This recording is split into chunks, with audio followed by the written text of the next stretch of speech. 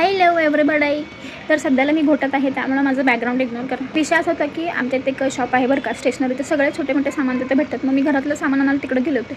आणि कधी पण मी तिथे जाईल ना, तिथले ते जे ओनर आहेत ना, मुलाचं आहे सोडा ते, आणि तिथले जे ओनर आहेत ना, मला सारखं असं काय रील स्टार आले बघा, काय सेलिब्रिटी आले बघा असं बोलतात. काय मापं काढतात सोडा, ते मला कळून येते.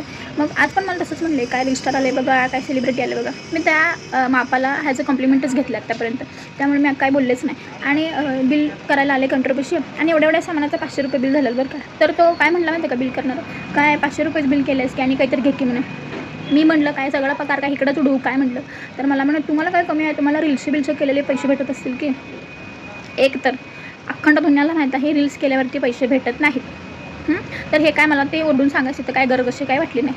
मग मी आता मला काय केलं माहिती आहे का, मी म्हटलं काय रे मग तुम्हाला या दुकानातनं किती पैसे भेटतात म्हटलं. भेटतात का म्हटलं तुम्हाला पैसे, लई पैसे भेटत असतील म्हटलं तुम्हाला. तर काय स्वतः बोललाच नाही, गप्पच बसला. म्हणजे दुसऱ्यांचं किती आले, कसं आले, कुठून आले, का आले, हे सगळं ह्यांना पाहिजेल असते चोंबडापणा. आणि आपलं काय तर सांगायचं म्हटलं का नाही, गप्प बसतात तोंड दाबून. मग कशाला रे तुम्हाला कशा पाहिजे, मी तर म्हणते एक तर दुसरेच मापं काढायची, वरनं तुम्हाला हे कसं आलं, तुम्हाला ते कसं आलं, तुम्हाला का आलं असं बोलायचं. स्वतःपाशी आहे ते बघतच नाहीत, आणि दुसऱ्यापाशी काय काय आहे, कसं आहे हे बघतात.